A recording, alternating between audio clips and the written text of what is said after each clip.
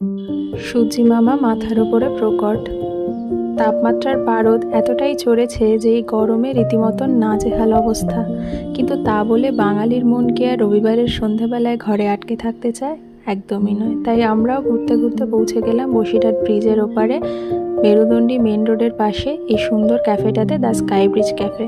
এদের best part যেটা, সেটা হচ্ছে এই ক্যাফেটা বেশ স্পেশিয়াস। ভেতরে যেমন স্পেস আছে, বাইরেও এতটাই স্পেস আছে, যার জন্য টু হুইলার পার্কিং এবং গাড়ি পার্কিংয়ে খুব একটা প্রবলেম হওয়ার কথা নয়।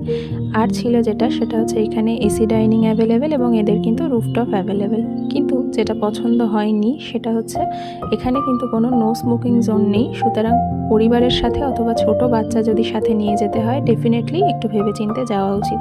এবং সেকেন্ড যেটা, সেটা হচ্ছে এদের খাবার দাবারের কোয়ালিটি। আমরা নিয়েছিলাম এক প্লেট স্টিম মোমো 70 টাকা, এক প্লেট ফ্রাইড মোমো যেটা ছিল 80 টাকা। যেই দুটোর কোয়ালিটি আমাদের খুব একটা পছন্দ হয়নি, কিন্তু তারপরে আমরা 100 টাকা দিয়ে নিই একটা ওরিও মিল্কশেক, যেটা বেশ ভালো ছিল এবং বেশ স্যাটিসফাইং ছিল।